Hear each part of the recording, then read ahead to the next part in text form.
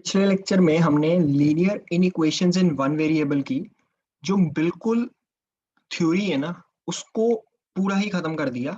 और उसके जो मेजर क्वेश्चंस हैं जो हम बिल्कुल अपने स्कूल के पेपर में या कहीं भी फेस करेंगे, उसके जो मेजर टाइप्स हैं वो सारी कवर कर दी। तो उसमें जो बिल्कुल पिछले लेक्चर में हमने काम की बात सुनी थी ना, उसमें सबसे बड़ा काम का नाम था एक्चुअली मॉड्यूलस। मॉड्यूलस यार सबसे काम की चीज थी, क्योंकि मॉडुलस में सबसे काम की चीज इसलिए है क्योंकि उसके थ्रू जो क्वेश्चंस हमने सॉल्व किए हैं उसमें हमें बहुत अकल की चीज पता चली कि यार मॉडुलस हमने सीखा था कि एक ऐसी मशीन होती है जिसमें कोई भी नंबर डाल दो तो वो उसको पॉजिटिव करके बाहर फेंकता है। मतलब क्लियर है, मॉड के अंदर अगर 9 डालो तो वो उसको 9 फेंकेगा, अगर मॉड के अंदर -9 डालो तो वो 9 फेंक देता है बाहर। तो इससे हमने एक बिल्कुल उसकी क्वेश्चन में एक डेफिनेशन बना ली थी कि मॉड ऑफ एक्स, क्लियर है, दो डंडियों के बीच में अगर एक्स लिखा हो तो उसको मॉड ऑफ एक्स बोलते हैं। ये बराबर हो जाता है सिंपली एक्स के, अगर एक्स पॉजिटिव है। एक्स को पॉजिटिव कैसे लिखते हैं? Greater than equal to zero. और ये बराबर है माइनस एक्स के, क्लियर है, अगर x less than equal to zero है। इक्वल टू जीरो में दोनों में इसलिए लिख रहा हूँ क्योंकि प्लस जीरो या माइनस जीरो दोनों जीरो ही होते हैं। तो ये थी सबसे काम की बात। मतलब इसको अगर एग्जांपल देखो तो मॉड ऑफ 9, क्लियर है, 9 पॉजिटिव है तो ये 9 हो गया। और ऐसे ही मॉड ऑफ -9 अगर देखो तो वो क्लियर है, नेगेटिव नंबर था तो वो माइनस ऑफ -9 हो गया, minus of -9, minus minus plus हो गया, ये 9 ही हो जाता। तो ये थी एक्चुअली सबसे काम की बात जो हमने पिछले लेक्चर में सीखी थी। उसके बाद हमने एक और काम की चीज सीखी कि अगर कोई मुझे बोल देता था कि mod x less than equal to a है, ए मान लो कोई भी रियल नंबर है, रियल नंबर, इंटीजर या फ्रैक्शन नहीं, रियल नंबर। तो अगर कोई मुझे बोल दे mod x less than equal to a, तो मुझे समझ में आता है कि यार जो एक्स होगा ना वो लाई करेगा, मतलब क्लियर है, ये बिलोंग्स टू सिंबल होता है -a टू ए के बीच में। ठीक है। ऐसे ही हमने एक और अकल की बात बनाई थी कि अगर मॉड एक्स मेरे को पता हो कि greater than equal to a है, तो मैं उसका भी जवाब जानता हूँ। वो होता है x belongs to minus infinity से माइनस ए। मतलब क्लियर है, इक्वल टू साइन है तो मैं ए पे यहाँ पे क्लोज ब्रैकेट, या फिर ए से इन्फिनिटी। ये भी मेरे को इस चीज का पूरा घोटा लगा हुआ है कि यार ये ऐसे ही होता है। तो ये चीज थी एक्चुअली सबसे काम की बात। क्यों काम की बात? क्योंकि पिछले हमने एक क्वेश्चन में ही ये चीज पढ़ी। अगर ये चीज यार पहले सीखी होती ना तो हमें क्वेश्चन होता ना हमसे और हम कहते कि यार मॉड आता, क्वेश्चन क्यों नहीं हुआ। हमने क्वेश्चन से मॉड सीखा, ना कि मॉड से क्वेश्चन। तो उसमें ये हेल्प मिली हमें कि यार हमें समझ में आता है कि जब मेरे को मॉड x-3 वाली मैंने कहानी की थी तो मैंने उसमें x ग्रेटर देन 3 शर्त क्यों रखी? क्योंकि मुझे पता था कि जब x ग्रेटर देन 3 होगा तो x-3 हमेशा पॉजिटिव होगा, तो मैं उसको मॉड के बाहर ऐसे ही लिख लूंगा x-3। और उसके बाद क्लियर, अगर x लेस देन 3 होता तो मैं लिख देता कि यार जो x लेस देन 3 होगा तो वो माइनस साइन के साथ आ जाएगा। मतलब क्लियर है, वो माइनस ऑफ x-3 हो जाता। तो ये चीज थी सबसे काम की। इसके अलावा जो हमने काम की बात डिस्कस की थी वो एक्चुअली थी कि यार जो हमारी 10th क्लास की गलतियां होती हैं, हमें मतलब 10th क्लास में नहीं पता होता। और इसमें भी कोई गलत बात नहीं है, काफी लोगों को नहीं पता होता, पर अब गलत मत करना। वो बात ये थी कि अगर x जो है वो मुझे गिवन है under root of a square, तो उसका जो जवाब होगा ना वो होता है मॉड ऑफ ए, ना कि प्लस माइनस ए, जो कि हम 10th क्लास तक गलती कर रहे होते हैं। अगर x square is equal to a square दिया होता तो हम एक्स को लिख देते हैं प्लस माइनस ए। पर अगर एक्स दिया होगा under root of a square तो मैं उसको लिखूंगा मॉड ए। क्यों? क्योंकि हमें इस बात का पता है कि अंडर रूट के बाहर कभी भी नेगेटिव चीज नहीं आती।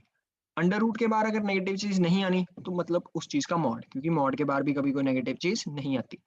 तो ये बात का यार बिल्कुल घोटा लगा के रखना। ये बात हमें इस चैप्टर में चाहे स्कूल में कभी काम आए ना आए, पर जो ट्रिग्नोमेट्री चैप्टर हो गया या इवन +2 के भी कुछ चैप्टर्स, उसमें ये चीज की बहुत गलती करते हैं लोग। तो हमें ये क्लियर है, उसमें भी लोग ना रट्टे लगाते रह जाते हैं सवालों में। हमें उस चीज का पूरी जड़ पता है कि यार ऐसा क्यों होगा उन सवालों में। वो कब होगा वो हम देखेंगे, तब मैं याद कराऊंगा कि यार ये पॉइंट तब बताया था। तो इसलिए इसको बना के रखना अपनी कॉपी पे कहीं ना कहीं। तो इसके थ्रू हमने जो लीनियर इन इक्वालिटीज इन वन वेरिएबल है ना, ये एक्चुअली वाइंड अप कर दिया पूरी थ्योरी में। अब उसके कुछ क्वेश्चंस हैं, वो हम actually linear inequations in two variables cover करने के बाद दोनों के मिक्स क्वेश्चंस देखेंगे, क्योंकि उससे हमारी अकल और हिट होगी। तो उसके जो क्वेश्चंस की वैरायटी है वो सारी खत्म कर दी। अब सिर्फ एक वर्ड प्रॉब्लम्स नाम की चीज है जो हम बाद में डिस्कस करेंगे। उससे पहले जो डिस्कस करना है that is linear inequations in two variables. तो इसको पढ़ने से पहले अगर मैं वापस चलूं अपनी 10th क्लास पे, जहाँ पे मैं क्लियर है, हमने एक चैप्टर पढ़ा होता है pair of linear equations in two variable. तो क्लियर है, उसमें हमने एक चीज सीखी थी। अगर मैं बात करूं linear equation equation in two variable, तो क्लियर है, उसमें हमने सीखा था कि एक linear equation in two variable की जो स्टैंडर्ड फॉर्म होती है वो होती है a x plus b y equal c.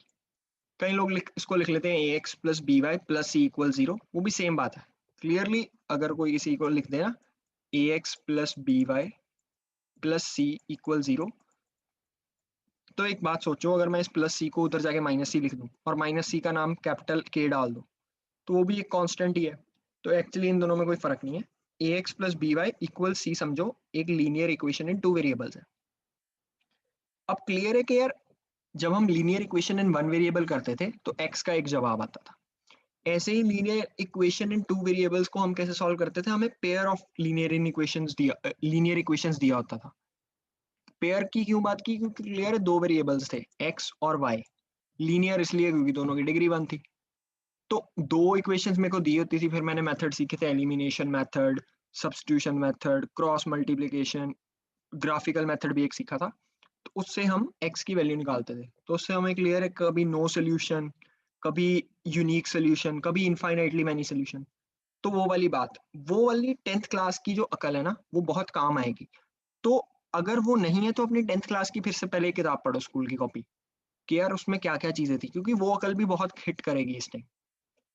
तो अगर मुझे याद करो, ग्राफिकल मेथड में हमने सीखा था कि a x plus b y equals c जो होता है ना, ये ग्राफ पेपर पे अगर मैं इसको प्लॉट करूं तो ये एक स्ट्रेट लाइन होती है। मतलब क्लियर है, इसको हम ऐसे 11th क्लास में एक चैप्टर होगा स्ट्रेट लाइंस, उसमें हम पढ़ेंगे y is equal to m x plus c करके। तो क्लियर है, वो इसकी ही एक तरह की अलग शक्ल है। y का जो कोऑर्डिनेट है b, उसको मैंने वन कर दिया, x के साथ माइनस एम लिख दिया और उसको उधर फेंक दिया प्लस एम। तो उस पर बाद में डिस्कस करेंगे, पर अभी के लिए हमारी काम की बात क्या है कि अगर ये ग्राफ है, ये एक्स एक्सिस है, ये वाई एक्सिस है, तो ये ऐसे कोई स्ट्रेट लाइन होती है। ये तो हमें 10th क्लास से पता था कि यार linear equation in two variables अगर मैं बात करूं तो वो एक स्ट्रेट लाइन होती है। स्ट्रेट लाइन होती है, उस पर हम बाद में कहते हैं कि यार ये जो स्ट्रेट लाइन बनाते हैं हम a x plus b y equal c, इस पे कोई भी पॉइंट उठा लो, मतलब मान लो इस पे कोई पॉइंट हो यहाँ पे एम कॉमा एन, तो वो इस इक्वेशन को ना सेटिस्फाई करता है। कोई पॉइंट किसी इक्वेशन को सेटिस्फाई करता है, इसका मतलब मुझे क्लियर है कि इस पॉइंट को उस इक्वेशन में डाल दो। मतलब एक पॉइंट को हम ऐसे लिखते हैं ना एक्स कॉमा वाई, तो इस इक्वेशन में एम कॉमा एन को अगर मैंने कहना कि ये सेटिस्फाई करता है, मतलब एक्स की जगह एम डाल दो, वाई की जगह एन डाल दो, तो ये इक्वेशन सही आती है। मतलब अगर मैं इसको इसमें डाल दूं तो मेरा एक्स की जगह मैं एम डाल दूं प्लस बी की जगह मैं एन डाल दूं, ओ सॉरी वाई की जगह एन डाल दूं, तो ये सी, तो ये चीज सही होगी। ये चीज मुझे 10th क्लास में पता थी, नहीं पता थी तो अब रिवाइज होगी। तो a x plus b y equal c, a, तो इसमें एम कॉमा एन सेटिस्फाई करता है। ऐसे ही इस लाइन पे कोई भी पॉइंट अगर मैं डाल दूंगा तो इस लाइन को सेटिस्फाई करेगा, क्योंकि ये इसी की तो एक इक्वेशन है। तो ये तो थी अकल मेरी 10th क्लास तक। अब सोचो कि कोई मुझे कहे लीनियर, मतलब क्लियर है, अब कोई मुझे कहे कि यार लीनियर इन इक्वेशन की बात करते हैं। अब क्लियर है, लीनियर इन इक्वेशन, तो वो इस फॉर्म की होती है a x plus b y greater than equal to c, less than equal to c, या ऐसे। अब सोचो a x plus b y equal c, तो मुझे पता है कि ये एक ऐसी स्ट्रेट लाइन होती है। क्लियर है, ये यहाँ पे एक्स एक्सिस, ये वाई एक्सिस, तो ये तो मुझे पता है कि ये एक स्ट्रेट लाइन होती है। पर ये स्ट्रेट लाइन क्या होती है, a x plus b y equal to c. हम बात क्या कर रहे हैं, ग्रेटर देन लेस देन जो भी इनइक्वालिटी दी होगी उसकी। तो मुझे समझ आता है कि यार ax plus b y equals to c की जब मैं बात करता हूँ, तो उसमें मुझे समझ है कि यार ए उस लाइन के ऊपर, जैसे कि हमने देखा, कोई भी पॉइंट उठाओ तो वो इस इक्वेशन को सेटिस्फाई करता है। वही तो उसके जवाब होते हैं एक्स कॉमा वाई। तो अब काम की बात ये थी कि यार जब हम बात करेंगे इसकी a x plus b y greater than equal to c, तो ऐसे क्या एक्स और वाई लूं, एक्स और वाई का क्या पेयर लूं कि मेरी ये इनइक्वालिटी हमेशा ट्रू हो, वही तो मेरा जवाब होगा। तो उस केस में अब एक बात सोचो कि वो पॉइंट्स इक्वल टू वाला जो साइन है वो तो ये कवर कर देगा लाइन, मतलब क्लियर है, इस लाइन के ऊपर जो पॉइंट होगा वो तो इक्वल टू सी आ जाएगा। अब जो ग्रेटर देन इक्वल टू सी वाले पॉइंट्स होंगे, या वो इस लाइन के नीचे होंगे पॉइंट्स, मतलब क्लियर है, इसके ऊपर वाले तो इक्वल टू होंगे, तो यहाँ तो ग्रेटर देन वाले नीचे होंगे या ऊपर होंगे। अब एक बच्चा कहता है यार ग्रेटर देन लिखा है तो ये ऊपर ही होंगे हमेशा। ऐसा नहीं होते यार, फ्रैंकली। मतलब ऐसा भी हो सकता है लाइन मेरी ऐसी बनती हो, ये लाइन ऐसे दिख रही है, तो ऐसा जज करना लग रहा है कि, और काफी क्वेश्चन में सही भी होगा तो हमें लगेगा हम सही बोल रहे हैं, तो ऐसा नहीं है यार। उसको जज करने का भी तरीका होता है कि यार जो एक्स कॉमा वाई ऐसे पॉइंट्स जो इस इनइक्वालिटी को ट्रू होल्ड कर लें, वो इस लाइन के यहाँ ऊपर होंगे या नीचे होंगे। अब मेरा काम है ये जज करना कि यार वो पॉइंट्स इस लाइन के नीचे हैं या इस लाइन के ऊपर है। उसको जज करने के लिए एक टोटका है। वो टोटका क्या है कि मान लो ये पॉइंट ले लिया करो हमेशा 0,0।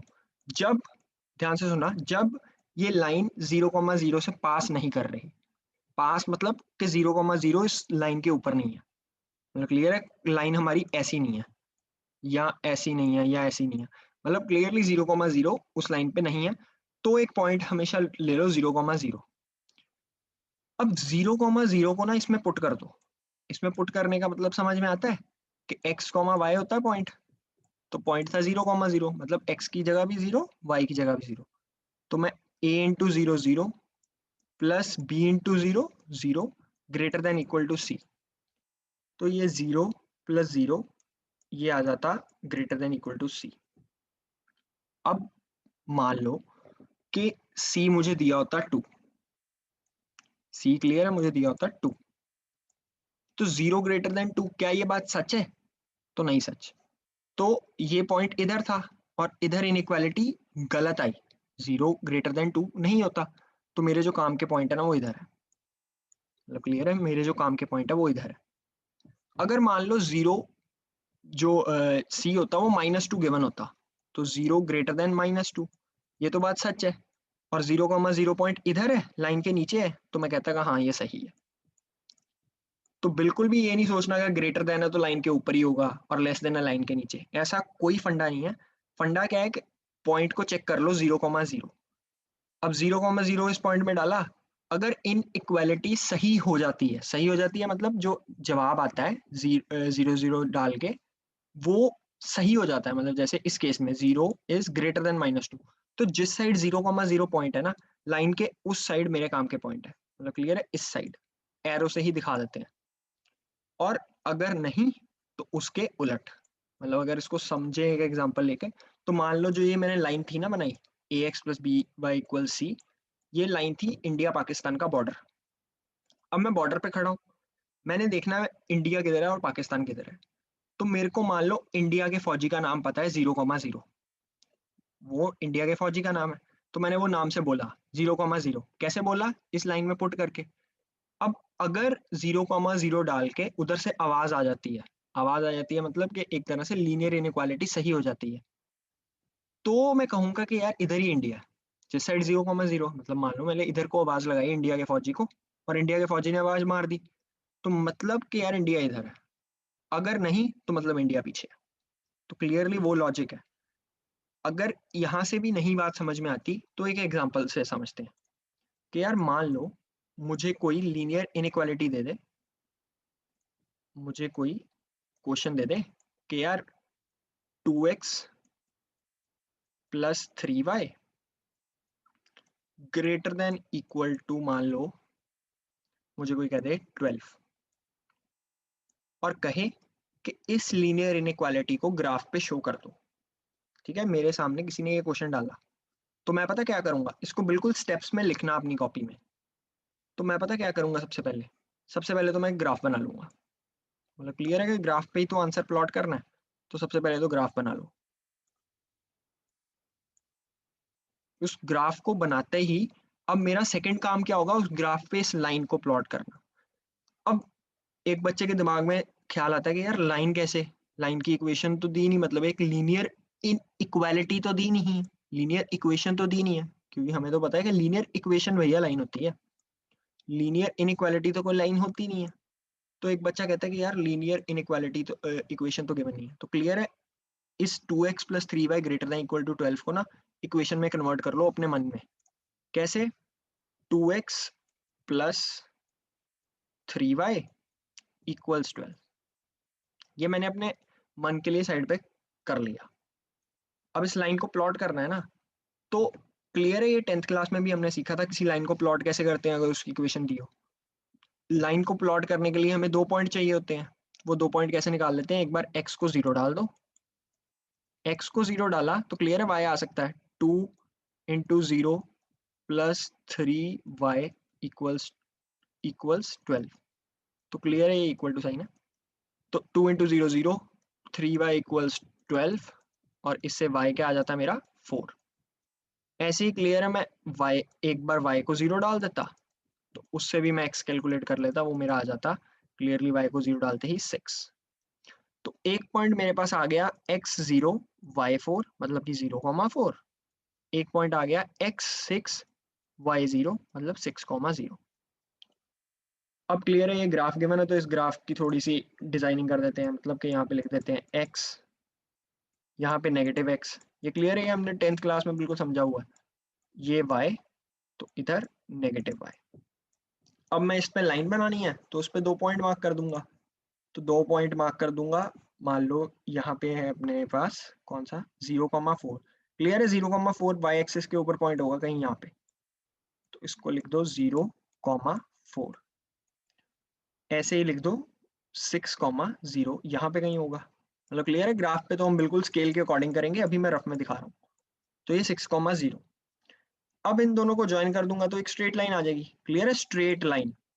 अभी सुनने में लगेगा कि यार लाइन तो स्ट्रेट ही होती है, पर ऐसा नहीं होता, लोग इस पे भी गड़बड़ करते हैं। तो हमें समझ में आना चाहिए कि लीनियर इक्वेशन एक स्ट्रेट लाइन देती है। अब वो स्ट्रेट लाइन आ गई, अब क्लियर है, अब मेरे काम शुरू होता है। अब मेरे को पता है कि यार लीनियर इक्वेशन एक लाइन होती है, जो इनइक्वालिटी है वो तो रीजन ऑफ पॉइंट्स होता है। रीजन मतलब समझ में आती है कि यार एक गुच्छा ऑफ पॉइंट्स होगा, तो वो गुच्छा या तो लाइन के नीचे है या ऊपर है।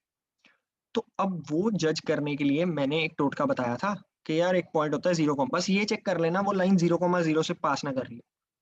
तो अगर पास कर रही होगी उसका भी जुगाड़ बताएंगे आगे, पर मान लो अगर 0,0 से पास नहीं कर रही, तो हमेशा उसमें 0,0 पुट कर देते हैं। पुट कैसे किया, देखना अभी क्या, मैंने x की जगह भी 0 डाला, y की जगह भी 0 डाला, और ये आ गया ग्रेटर देन इक्वल टू 12।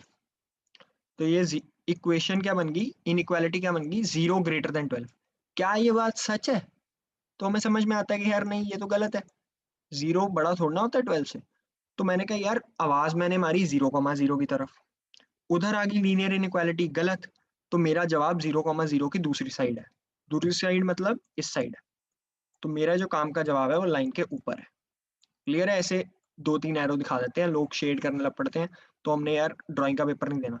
हमें समझ में आना चाहिए कि यार ऐसे लाइन बना के हम दिखा देते हैं कि arrow shows us the required region of points. ठीक है, अब ये थी काम की बात। अब इसमें जज करना हो कि यार मेरा आंसर सही है कि गलत है, वो पता कैसे, मान लो एक पॉइंट इस लाइन के नीचे वाली साइड ले लो, मतलब क्लियर है, अगर ये 0,4 पॉइंट है तो इसके नीचे पॉइंट 0,3 होगा। मतलब क्लियर है, ये तो यार बेसिक सेंस है कि एक्स एक्सिस ऐसे ही तो बढ़ता है, 0, 1, 2 ऊपर बढ़ता जा रहा है। तो क्लियर है, 0,4 के नीचे 0,3 पॉइंट होगा।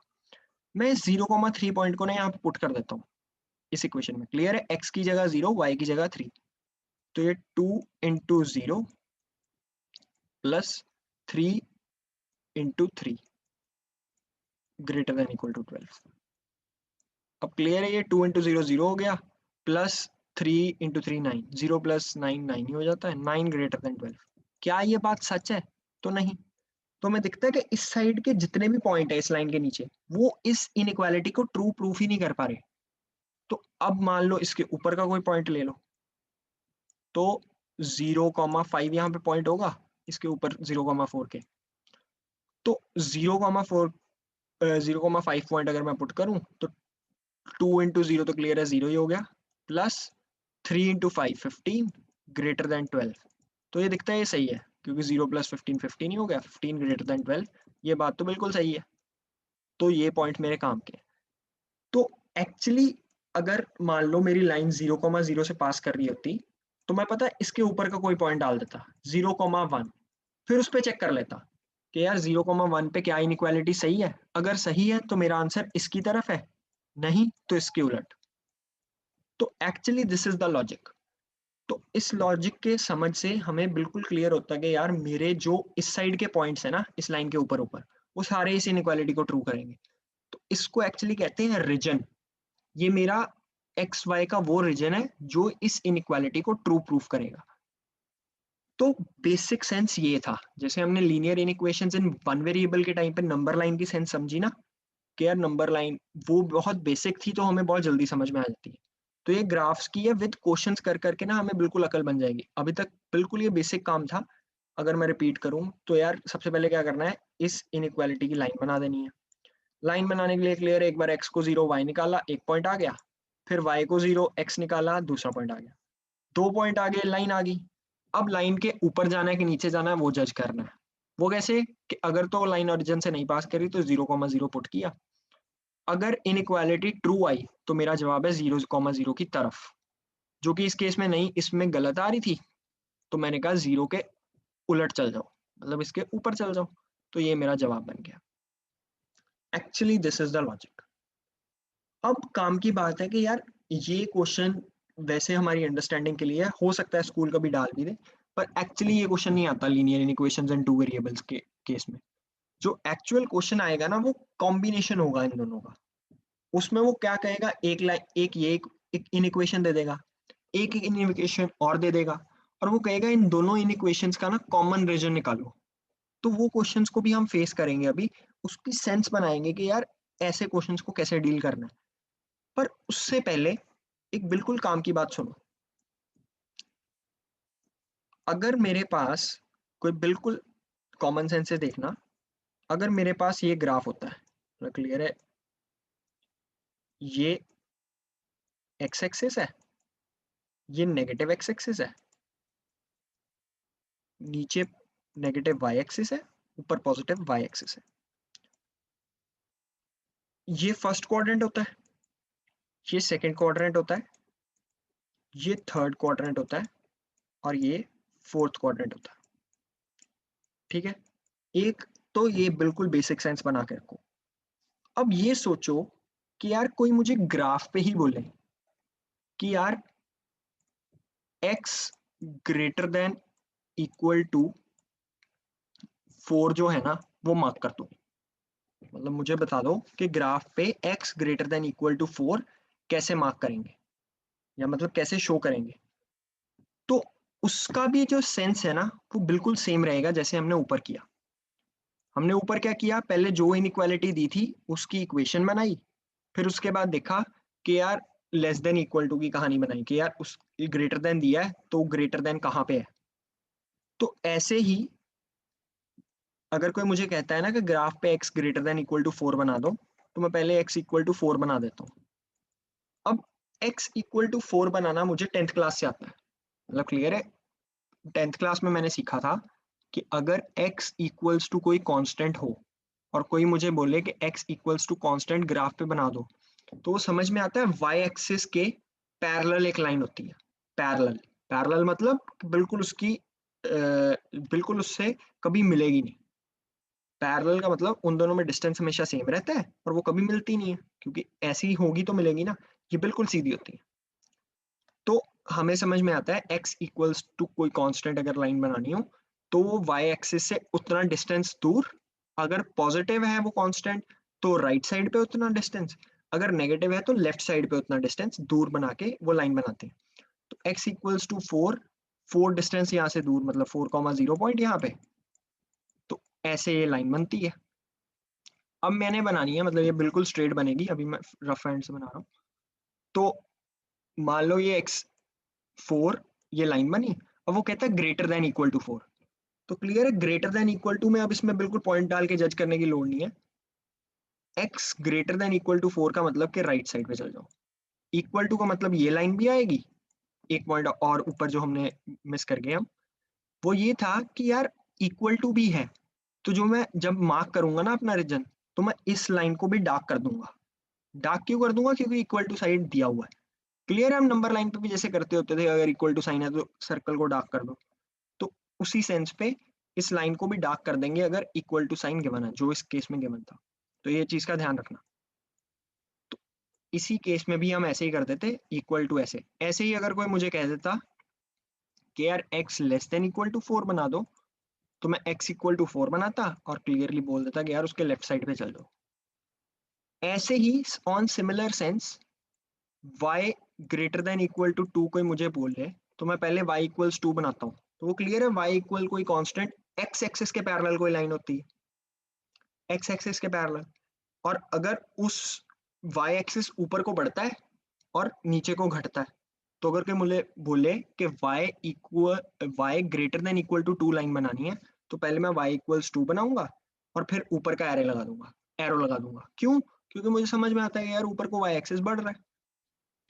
सिमिलरली अगर कोई मुझे बोले y greater than equal to 2 बनाओ, तो पहले मान लो यहाँ पे 2,0 पॉइंट होगा, वहां से मैं लाइन निकाल दूंगा स्ट्रेट, और फिर मैं कहूंगा अगर ग्रेटर देन है तो ऊपर चल जाओ, लेस देन है तो नीचे आ जाओ।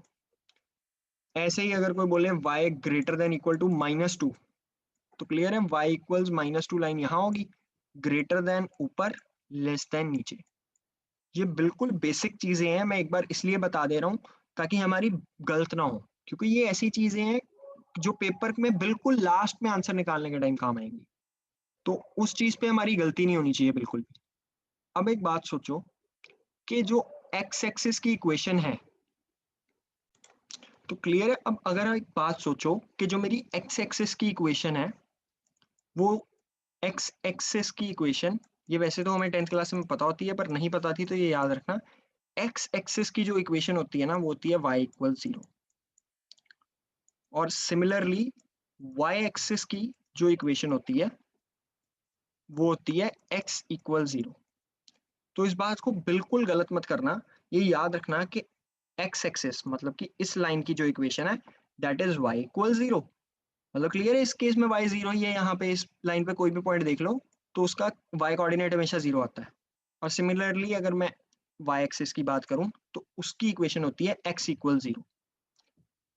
तो इसी से अगर मैं इस पॉइंट को थोड़ा एक्सटेंड करूँ ना, तो यार एक पॉइंट जब हम ऐसे क्वेश्चन सॉल्व करते हैं, लीनियर इन इक्वेशंस इन टू वेरिएबल्स, तो एक हम नाम बहुत कॉमनली सुनेंगे और बुक्स में देखेंगे भी, वो होता है नॉन नेगेटिव कंस्ट्रेंट्स।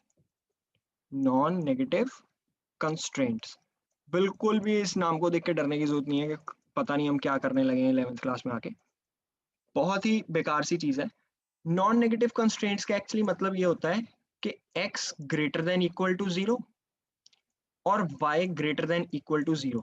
ये अलग से मुझे पता है कि जो मेरा जवाब आएगा ना, रीजन आएगा, उसमें मैंने ये ध्यान रखना है कि उस रीजन में x greater than equal to 0 हो और y greater than equal to 0 हो। तो अब अगर मैं क्वाड्रेंट्स वाली बात पे फिर से आऊं,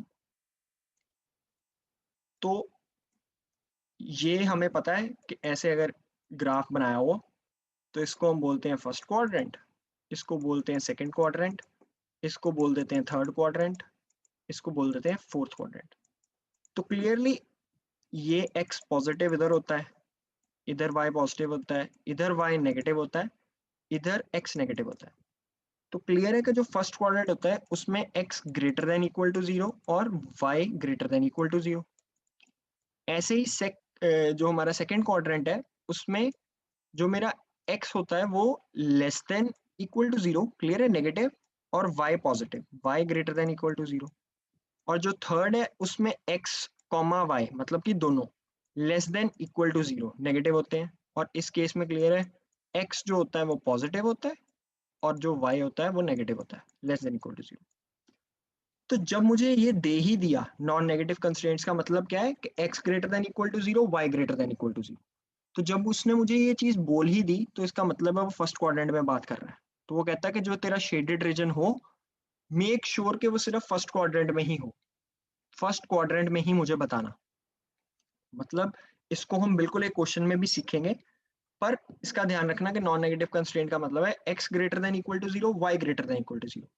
वो हमें पता है कि यार जो x एक्सेस होता है वो क्या उसकी इक्वेशन होती है, y इक्वल 0, और जो y एक्सेस होता है इसकी इक्वेशन क्या होती है, x इक्वल 0। तो अगर इससे बड़ी चाहिए, मतलब x greater than equal to 0 मतलब x बड़ा चाहिए 0 से, तो वो क्लियर है वो इधर होगा। और y greater than equal to 0 चाहिए तो वो क्लियर है ऊपर होगा इसके। ये तो हमने सीखा ऊपर। तो उससे हमें समझ में आता है कि जो कॉमन रीजन है ना वो फर्स्ट क्वाड्रेंट ही होता है। तो ये बात याद रखना, जैसे ही नॉन नेगेटिव कंस्ट्रेंट की कोई बात होगी तो जो मेरा आंसर होगा वो फर्स्ट क्वाड्रेंट के बीच में होना चाहिए, बाकी नहीं। मतलब अगर मैं बिल्कुल ऊपर वाले क्वेश्चन में चल जाऊं तो ऊपर वाले क्वेश्चन से हमें एक बात क्लियर होती है, चलो इसमें रीजन ऊपर है, तो अगर मैं इसमें नॉन नेगेटिव कंस्ट्रेंट्स लगा दूं ना, तो जो मेरा असली रीजन होगा वो सिर्फ ये होगा। मतलब क्लियर है, इधर से इधर को, इधर से ऊपर को, और इधर से इधर को। मतलब मैं ये रीजन को कंसिडर नहीं करूंगा, ये वाले को भी कंसिडर नहीं करूंगा। मेरा काम सिर्फ फर्स्ट क्वाड्रेंट में रह जाता है। कंस्ट्रेंट इसीलिए बोलते हैं, कंस्ट्रेंट का मतलब क्या है कि मेरे पे एक पाबंदी लगा दी गई। पाबंदी क्या है नॉन नेगेटिव कंस्ट्रेंट की, कि भाई फर्स्ट क्वाड्रेंट से बाहर मत आई। इस चीज को बिल्कुल ऐसे समझना, नॉन नेगेटिव कंस्ट्रेंट्स नाम देख के नहीं डर जाना कि यार पता नहीं क्या बोल देंगे। बिल्कुल सिंपल सी बात है, काम की बात ये कि फर्स्ट क्वाड्रेंट से बाहर नहीं आना, बस। तो अब इतनी सी थ्योरी तो हमने समझ ली कि यार ऐसे लीनियर इनइक्वालिटीज को डील करते हैं। पर इसको अगर एक तरह से फिर से हम देखें तो चलो इसको क्लियर करने के लिए एक क्वेश्चन देखते हैं, और क्वेश्चन बिल्कुल सॉल्व करते हैं ताकि हमें समझ में आए नॉन नेगेटिव कंस्ट्रेंट क्या होता है और ये चीजें कैसे सॉल्व होती हैं। तो मान लो मेरे सामने क्वेश्चन होता कि यार एक लाइन तेरे को गिवन है 2x plus 3y less than equal to 12, और एक मान लो मेरे सामने इनइक्वालिटी दे दी, चलो समझने के लिए बिल्कुल सिंपल ही ले लें, 3x plus 2y less than equal to 12। दोनों ग्राफ्स बना के देख लेंगे, नॉन नेगेटिव वाले भी जिसमें लगा हुआ है नॉन नेगेटिव कंस्ट्रेंट, और जिसमें नहीं लगा हुआ, ताकि हमें बिल्कुल क्लियरिटी हो के यार दोनों में फर्क क्या है। तो अगर कोई मेरे सामने ऐसा क्वेश्चन देता है ना, तो मेरा थॉट प्रोसेस क्या है वो ध्यान से देखना। मेरे को समझ में आता है कि यार दो linear in equations and two variable दी हैं, मतलब दो लाइनें तो बनानी है पहले ग्राफ पे। तो सबसे पहले मैं ग्राफ बना लेता, सबसे पहले मैं ग्राफ बना लूंगा कि यार पहले तो ग्राफ बनाओ। मतलब क्लियर है, ग्राफ के बाहर तो क्वेश्चन होगा ही नहीं। तो सबसे पहले मैं ग्राफ बनाता। ग्राफ बनाने के लिए अब ग्राफ के ऊपर दो लाइनें बनानी है। दो लाइनें बनाने के लिए मेरे को पूरी कहानी पता है कि यार दो लाइनें बनाने के लिए क्या करना होता है। सबसे पहले जो गिवन इनइक्वालिटीज है इसको इक्वालिटी में चेंज कर देना है। तो वो भी मुझे करना बिल्कुल आता है, उसमें भी कोई हाई फाई स्किल नहीं है, वो भी मुझे पता है। वो कैसे, मतलब मान लो मैं इसको बिल्कुल साइड पे ही लिख लें। पहली इस इनइक्वालिटी को कंसिडर करें अगर, तो 2x plus 3y, inequality sign की जगह इक्वालिटी साइन डाल दो, इक्वल्स 12। अब क्लियर है, दो पॉइंट्स निकालने हैं, एक बार x को 0 डालूंगा अपनी कॉपी पे, साथ साथ निकालो। एटलीस्ट पॉइंट्स तो हमारे खुद निकलने चाहिए। x को 0 डाला तो इसमें y का जवाब बताओ, और एक बार y को 0 डाल दो तो x का जवाब बताओ। तो काफियों ने आई होप कर लिया हो। x को जैसे ही मैं 0 डालूंगा तो मुझे दिखता है y 4 आ जाएगा, और जैसे ही मैं y को 0 डालता हूं तो मुझे दिखता है x 6 आ जाएगा। सिंपल मैथ्स है, बिल्कुल वो करके हमने दो पॉइंट्स निकाल लिए। अब जैसे ये दो पॉइंट्स निकाले तो एक पॉइंट आ गया क्लियर है 0,4, एक पॉइंट है क्लियर है मेरे पास आ गया 6,0। अब ये दो पॉइंट्स को ना मैं यहाँ पे मार्क कर देता, तो चलो बिल्कुल अभी यहाँ पे अगर स्केल के अकॉर्डिंग भी बना के देख लें, ये क्लियर है 0,0 होगा, इसको O से डिनोट करते हैं ओरिजिन। तो इसके यहाँ पे 2 होगा कहीं पे, यहाँ पे 3 होगा, यहाँ पे 4। क्लियर है? अपनी कॉपी पे बिल्कुल इक्वल डिस्टेंट स्केल से बना लेना ताकि हमें समझ में आए कि यार इसका आंसर निकलता कैसे है। 5 और यहाँ पे क्लियर है 6, 7 और चलो मतलब 8 तक बना लो मैक्सिमम, क्योंकि मेरे को लगता नहीं इसके ऊपर जाएगी बात। तो ऐसे ही इधर भी होगा 1, 2, 3, 4, ये क्लियर है 5, 6 और 7। इधर क्लियर है ये x एक्सिस होता है विद द पॉजिटिव साइन, ऐसे ही इधर y एक्सिस विद पॉजिटिव, इधर -x और इधर माइनस, मतलब क्लियर है थोड़ा सा, इधर क्लियर है ये होगा minus of y, negative y axis. तो अब एक बात सोचो कि यार ये एक मेरे पास पॉइंट आया, चलो इसको येलो कलर से मार्क कर लेंगे। तो एक पॉइंट था 0,4, वो क्लियर है, 0 यहाँ पे होता है x और y 4, तो ये पॉइंट मार्क आ गया। इसको लिखना है यहाँ पे कॉपी में 0,4, और पेपर में भी इसको लिखना है और इसका एक नाम दे देना, मान लो इसको मैं नाम दे दिया a। ऐसे ही एक पॉइंट है 6,0, उसको भी मार्क किया, उसको भी लिखा 6,0 और मार्क कर लिया। अब इन दोनों को अगर मैं जोड़ दूं तो क्लियर है, ये बिल्कुल स्केल से जोड़ना, तो ये एक लाइन बन जाती है। अब इसका क्या करना है वो बाद में देखेंगे। अब ऐसे ही इसको कंसिडर करें, अगर 3x प्लस 2y इक्वल्स 12, तो क्लियर है, इसमें भी एक बार x को 0 डालो, y की वैल्यू बताओ, और एक बार y को 0 डाल दो तो x की वैल्यू बता दो। तो इसमें आएगा, बिल्कुल ऊपर वाले का उलट बन जा रहा होगा, x को 0 डाला तो y 6 बन रहा है, और y को 0 डाला तो x 4 बन रहा है। मैं क्लियर है, मैंने ली ही सिमेट्रिकल सी लाइंस थी। तो एक पॉइंट आ गया 0,6, एक आ गया 4,0। तो क्लियर है, अगर इसको इसी ब्लू कलर से ही मार्क कर दें ग्राफ पे, तो 0,6 पॉइंट क्लियर है, यहाँ पे कहीं होगा। क्लियर है, मैंने इसका नाम नहीं दिया, इसका नाम अगर मैं दे दूं b, और एक 0,6 जो पॉइंट बना उसका नाम मान लो मैं c देख दूं, और एक पॉइंट हमारे पास बना 4,0, वो यहाँ पे कहीं होगा। तो ये दो पॉइंट्स मेरे पास आ गए, इनको जोड़ूंगा तो लाइन बन जाएगी, वो ये लाइन बन गई। ये था मेरा आधा काम हो गया, मतलब मैंने दोनों इनइक्वालिटीज की जो लाइन है ना, पेरेंट लाइन बोल लो इसको, कुछ भी बोल लो, मैंने इन दोनों की लाइन तो बना दी। अब मेरे को समझ नहीं आ रही कि यार मैंने तो इनका सोल्यूशन बनाना है, अब सोल्यूशन इनका कॉमन बनता है, मतलब क्लियर है, जैसे हमने linear in equation in one variable में बात की कि अगर दो, जैसे हमने पीछे क्वेश्चंस किए थे उसमें हमने दो आंसर निकाल लिए थे दो लीनियर इन इक्वेशंस के, फिर उन दोनों को नंबर लाइन पे मार्क किया था, फिर नंबर लाइन पे मार्क करते ही मैंने कहा कि यार इसका आंसर 2 से इतना आ रहा है, उसका आंसर 3 से इतना आ रहा है, तो हमने उन दोनों का कॉमन रीजन मार्क कर दिया था नंबर लाइन पे। ऐसे ही इसमें करना है कि पहले इसका रीजन मार्क कर लेंगे एक लाइन का, फिर दूसरी, मतलब क्लियर है यार, अभी मैं यहाँ पे लिखूंगा तो गंद पड़ जाएगा, पर इन इक्वेशंस के ऊपर, इन लाइन के ऊपर ये इक्वेशन जरूर लिख देना, जो लेस देन वाली होगी वो लिख देना, क्योंकि उसके नंबर कट सकते हैं आपके पेपर में, तो वो भूलना मत। अब काम की बात है यार, मैंने जज करना है कि काम के पॉइंट्स किधर को हैं, तो वो तो मैंने देखा गया यार, लाइन पहले देखा गया यार 0,0 से पास तो नहीं कर रही, तो मैंने देखा नहीं कर रही, तो मैंने कहा यार अब तो मैं 0,0 डाल के चेक कर लूंगा। तो मान लो मैं इस लाइन को चेक करता हूँ 0,0 डाल के, तो क्लियर है, एक्स को 0 डालूंगा, वाई को 0 डालूंगा, 2 इंटू 0 0, प्लस 3 इंटू 0 वो भी 0, तो 0 प्लस 0 0, 0 लेस देन 12 आ जाता मेरे सामने,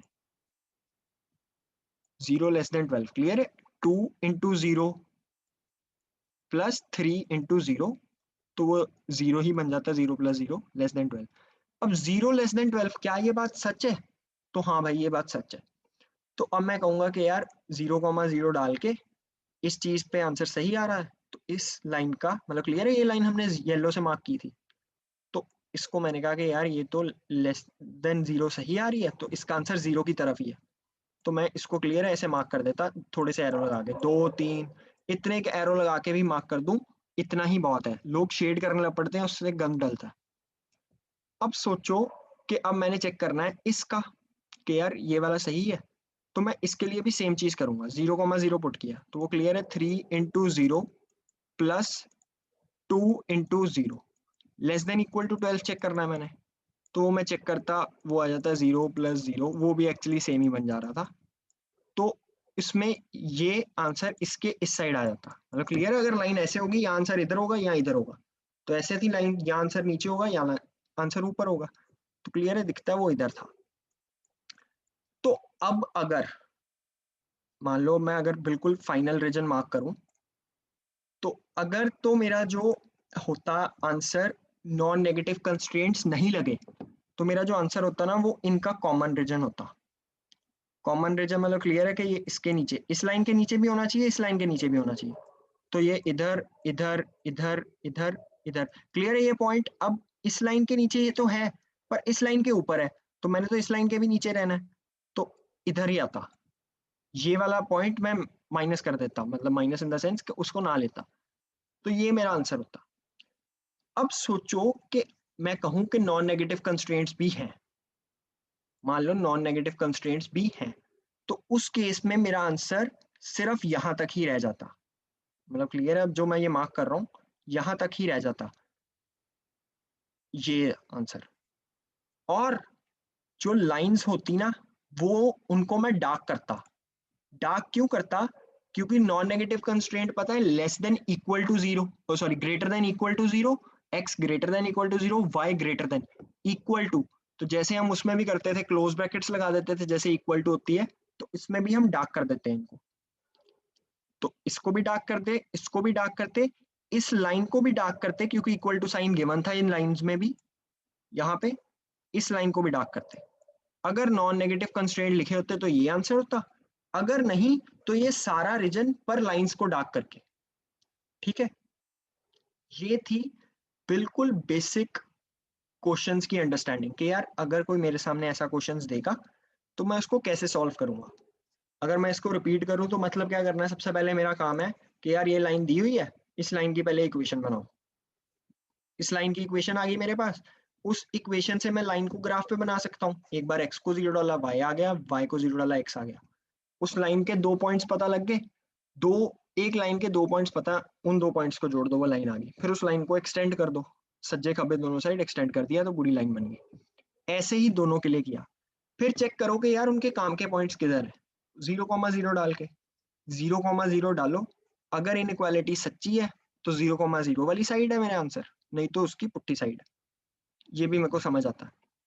अब उसके बाद जो काम की बात थी कि उनका कॉमन रीजन आइडेंटिफाई करना, वो यहाँ पे हमें पता लगा कि देखो ये भी इस लाइन के नीचे है, पर ये इस लाइन के ऊपर थे, तो मेरे तो दोनों लाइन के नीचे होने चाहिए। तो मैं ये वाले रीजन को लेता, इस वाले को माइनस, इस वाले को ना गिनता। क्यों? क्योंकि ये इस लाइन के ऊपर था।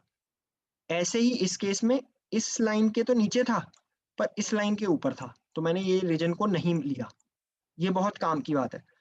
तो इस चीज पे अपनी पकड़ बनाने के लिए ना, एनसीईआरटी के स्टार्टिंग के 2-3 क्वेश्चंस बिल्कुल अपने ग्राफ बना के देखो अपनी कॉपी पे, क्या मैं सही रीजन आइडेंटिफाई कर पा रहा हूँ।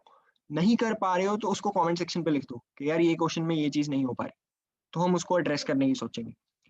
फिर उसके बाद जो आंसर आया, उसके बाद देखो कि क्या उस पर नॉन नेगेटिव कंस्ट्रेंट तो नहीं लगा हुआ। नॉन नेगेटिव कंस्ट्रेंट की कहानी हमने ऊपर सुनी कि मतलब फर्स्ट क्वाड्रेंट में तो नहीं वो कह रहा आंसर लिखने को। अगर कह रहा है तो शेडेड रीजन को फर्स्ट क्वाड्रेंट में देख दो। और जो लास्ट बात बिल्कुल हमारे सोचने वाली है वो ये कि क्या इक्वेशंस पे इक्वल टू साइन है। अगर इक्वल टू साइन है तो जहां जहां मेरे शेडेड रीजन में लाइन आ रही है ना, शेडेड रीजन में जहां जहां शेडेड रीजन में लाइन आ रही है ना, उसको डार्क कर दो। जैसे ये यहाँ पे ये वाली लाइन आ रही थी और यहाँ पे ये वाली, तो सिर्फ इसको डार्क करो, पूरी लाइन को डार्क नहीं कर देना। और नॉन नेगेटिव में तो हमें पता ही है कि यार ये चीज पे इक्वल टू होता है। तो एक्चुअली ये मेरा रीजन था। ये बहुत काम का सवाल होते हैं, इन पे बिल्कुल इसी सेंस पे सारे क्वेश्चंस होंगे। सिर्फ रीजन की आइडेंटिफिकेशन की ये प्रॉब्लम्स होती हैं। ग्राफ बनाना इसमें कोई स्किल नहीं है। काम की बात क्या है कि मेरे को सही रीजन पता लगे, सही गुच्छा पता लगे जहाँ पे मेरे आंसर आने हैं। तो उस चीज़ की अंडरस्टैंडिंग कैसे बनेगी? क्वेश्चंस कर करके। तो अपने एंड पे करो कि ऐसे ही 2-3 सवाल अपने मन से बनाओ और उनको चेक कर लो बुक से कहीं से या किसी अपने दोस्त से चेक कर लो कि यार क्या हम दोनों का सही रीजन आ रहा है? दोनों का सेम आ रहा होगा तो मोस्ट ऑफ द केसेस में वो सही चीज़ होगी। तो अब जो ये बात है ना, इस बात को बिल्कुल फिर से समझो, अपनी कॉपी पे जो बनाई है चीज़ उसको देखो कि क्या मैं वो बात फिर से अपने आप से बोल पा रहा हूँ? क्योंकि यार लीनियर इनइक्वालिटीज़ ये जो काम कर रहे हैं ना, ये सिर्फ़ इस चैप्टर में नहीं है। ये जो क्वेश्चन है ना, ये 6 नंबर में आ जाता है यार स्कूल में और इसमें देखा है यार कोई काम ही नहीं है। 6 नंबर फ्री में मिल रहे थे। पर काम की बात क्या है कि यार एक बार मेरा उस पे ये कॉन्फिडेंस बनेगा यार ये तो मेरा होगा ही होगा। वो कैसे बनेगा? क्वेश्चंस कर करके। तो चलो अब अपने एंड पे क्या करो कि एटलीस्ट इसके 2-3 क्वेश्चन हाथ से प्रैक्टिस करो और कोशिश करो कि बिल्कुल सही रीजन मार्क कर पाओ। तो अपनी अंडरस्टैंडिंग इस टॉपिक पे बिल्कुल बनी होगी। नॉन नेगेटिव कंस्ट्रेंट वाली बात को भी याद रखना, ये बहुत इंपॉर्टेंट है। और सबसे इंपॉर्टेंट चीज़ यार एक्चुअली लीनियर इनइक्वालिटी चैप्टर है ना, उसमें सबसे जो इंपॉर्टेंट बात है, वो एक्चुअली मॉडुलस है। मॉडुलस की कहानी हम देखेंगे हमारे साथ वाले बहुत गलत कर रहे होंगे और वो सिर्फ इस चैप्टर के लिए नहीं है। ये मॉडुलस की कहानी हमें हर चैप्टर में तंग करेगी अगर अभी समझ नहीं आई। तो ट्राई करो जब तक मॉडुलस की कहानी ना समझ आए इसकी वीडियोस को बार-बार देखो। कोई भी प्रॉब्लम आ रही है तो उसका कमेंट सेक्शन में लिखो कि यार हमें ये प्रॉब्लम आ रही है, ये देखा नहीं जा रहा हमसे। तो अब अपने एंड पे क्या करो कि मॉडुलस के जो क्वेश्चंस हैं वो ट्राई करो खुद। जो ये बात बताई कि x equal to under root of a square, इसका जवाब मॉड ए आता है, इस बात को गांठ बांध के रखो। और linear equation in two variables, linear in equation in two variables की जो हमने लास्ट में बिल्कुल सवाल किया, ये वाला, इसको अपने एंड पे फिर से इसी सवाल को चाहे अपने आप से खुद बोल के आंसर वीडियो से चेक कर लो या एनसीईआरटी में 1-2 एग्जांपल ऐसे गिवन है, उन पे देखो। तो एक्चुअली सिर्फ यही काम है। इसके बाद जो काम है वो सिर्फ रीजन की आइडेंटिफिकेशन पे थोड़े डिफिकल्ट क्वेश्चंस हो सकते हैं। और डिफिकल्ट भी यार ऐसे नहीं होंगे कि हमसे हो नहीं पा रहे, उस रीजन को पढ़ने का एक तरीका होगा। तो कोशिश करो वो भी सारे खुद से हो पाए। अब नेक्स्ट क्लास से हम इस थ्योरी पे सिर्फ क्वेश्चंस देखेंगे। तब तक के लिए अपना जो इस इक्वेशंस का काम है उसको एक बार फिर से यहाँ तक तो वाइंड अप कर लो। अब नेक्स्ट क्लास में हम सिर्फ इस पॉइंट पे क्वेश्चंस फेस करेंगे।